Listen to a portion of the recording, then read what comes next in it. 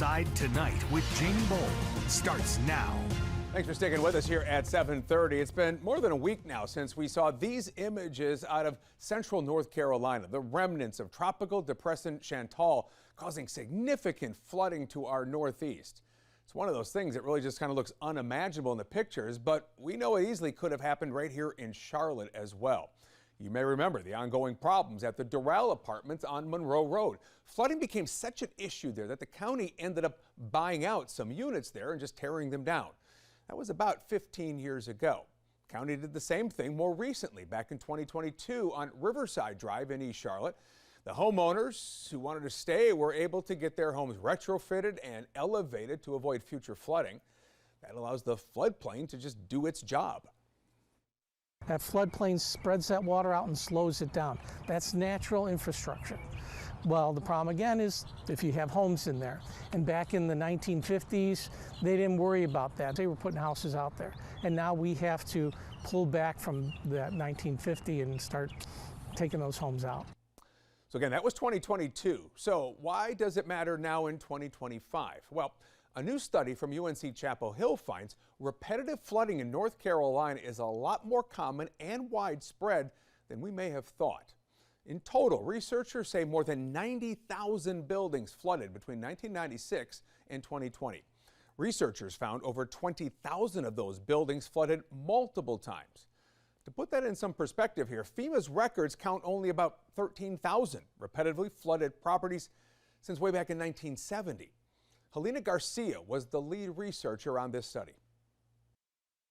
We actually found about 43% of that 90,000 estimate of buildings that flooded outside of the FEMA 100-year floodplains. So those are the mapped flood zones that have a regulatory purpose.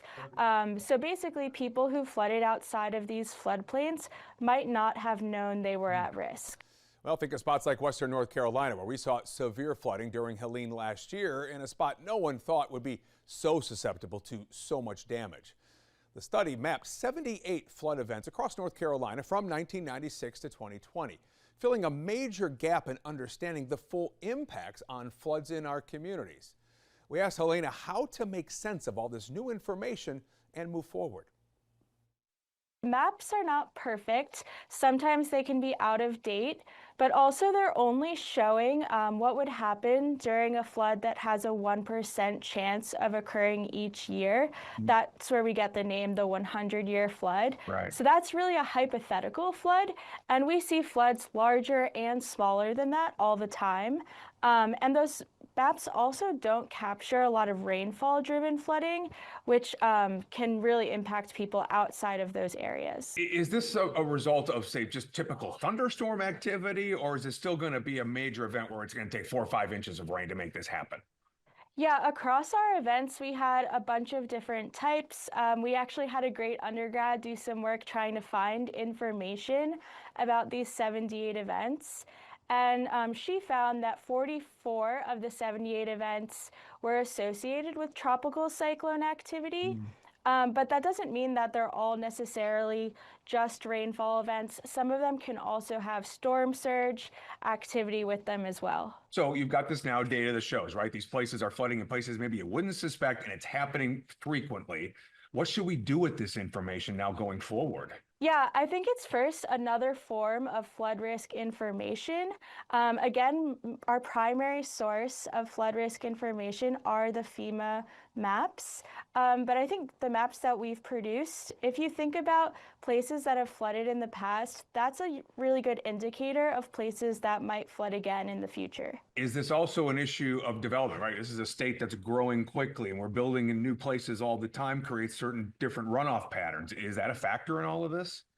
Yeah, that's definitely a factor. And in a lot of places, like I'm in Chapel Hill, the development has already happened. So it's really about thinking how to reduce the flood risk of places that are developed already in these high flood risk zones. You know, here in Charlotte, we've had examples in the past where communities were flooding and finally they just came in and bought those properties out. Are we going to have to consider that? We're going to have to relocate more people, more buildings, more businesses? Yeah, I think it's a really important question that has a lot of different things to think about. I'm actually right now with this work thinking about how are people making decisions about where they live after they flood. There's the financial impact of this too, right? If we're just constantly rebuilding these places over and over again, you have to ask, are we doing the smart thing? What we know is that some people are able to withstand multiple events, whether they have savings that they can dip into, whether they have flood insurance that can help them out. But some people are not able to withstand multiple events, and they might get trapped in place in some of these repetitively flooded hotspots. So what's the next step in the research here? Yeah, so my next step is again diving into these questions of where are people moving? Are they staying in these repetitively flooded places? And maybe thinking about why. We also have some collaborators who are looking specifically at the financial impacts across some of these events. So things like what are the differences in mortgage delinquency rates after large floods? And there are some UNC researchers who are also looking at are there health outcomes or interruptions to healthcare during some of these floods? It's important research and fascinating what you're finding. Helena Garcia, I appreciate you taking a few minutes to talk to us. Yeah, thank you so much for having me. Yeah, important work they're doing there. Let's turn back to our